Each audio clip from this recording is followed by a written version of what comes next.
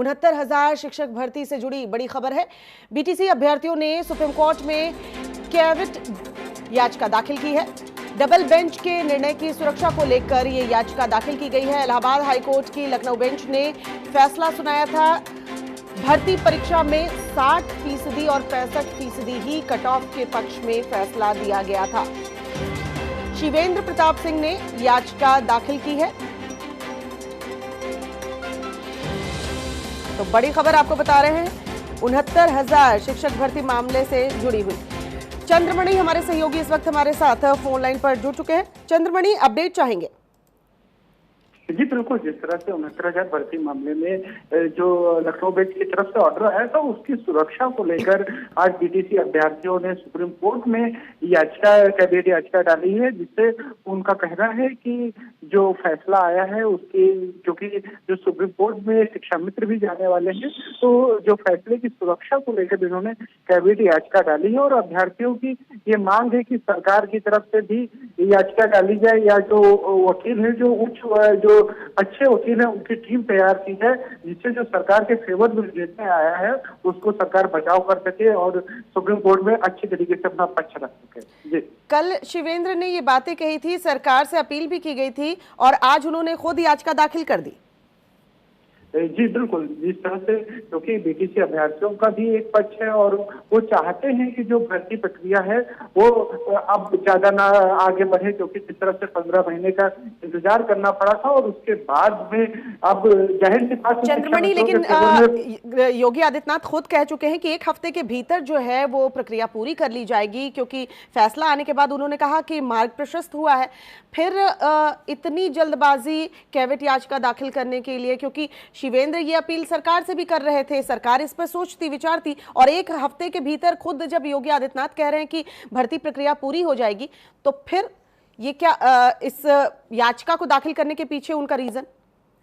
जी देखिए, कैविट याचिका का मतलब ही यही होता है कि जो जिसके पक्ष में फैसला आता है वो न्यायालय जाता है और फैसले की सुरक्षा को लेकर कि जो फैसला आया है उस पर बिना जो दूसरे पक्ष की सहमति या बहस के किसी प्रकार का स्टे या इस तरह की कार्रवाई ना की जाए। तो ये अब जो बीटीसी अभ्यर्थी है अपने बचाव को लेकर सुप्रीम कोर्ट गए हैं और जाहिर सी बात है जब सरकार ने हफ्ते भर के लिए कहा है, लेकिन जो कानूनी प्रक्रिया होती है उसके अंदर ये हो सकता है कि सुप्रीम कोर्ट उस पर रोक लगा ले, तो उसको लेकर एहतियातन तौर पे बीटीसी अभ्यर्थी गए।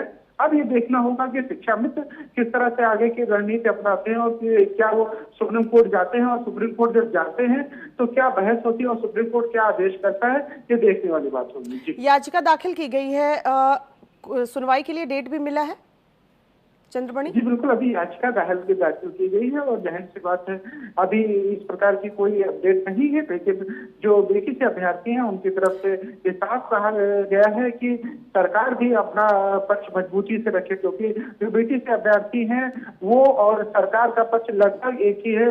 60-65 की मांग बीटीसी अभ्यर्थी भी कर रहे थे और शासनादेश से भी 60-65 पर ही आदेश दिया गया है और जो कोर्ट ने भी 60-65 के फेवर में आदेश दिया है। जाहिर सी बात है बीटीसी अभ्यर्थी इसका बचाव करने के प्रयास में है और वो चाहते हैं जल्द से जल्द भर्ती हो, इसलिए वो सरकार से भी अपील कर रहे हैं। नहीं, प्रिकॉशनरी कदम उठाए गए हैं बीटीसी अभ्यर्थी द्वारा, तो फिर चलिए ये ठीक है, ये मान लेते हैं एक समय के लिए, क्योंकि 1 हफ्ते के भीतर योगी आदित्यनाथ खुद कह रहे हैं कि प्रक्रिया पूरी की जाएगी और अच्छे योग्य शिक्षक जो है वो मिलेंगे। चलिए, आपने प्रिकॉशनरी स्टेप उठाया, लेकिन जानना चाहेंगे चंद्रमणि, जिनके फेवर में ये फैसला नहीं आया है उनकी तरफ से कोई सुगबुगाहट?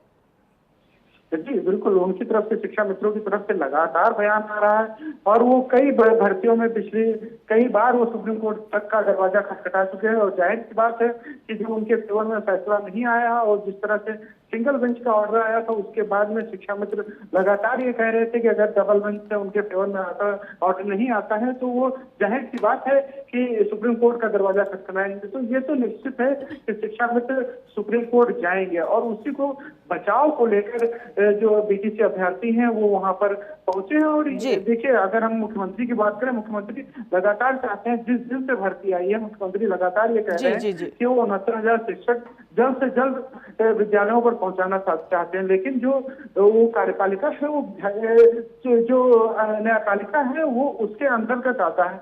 तो जिससे अगर जो चलिए इंतजार करते हैं चंद्रमणि।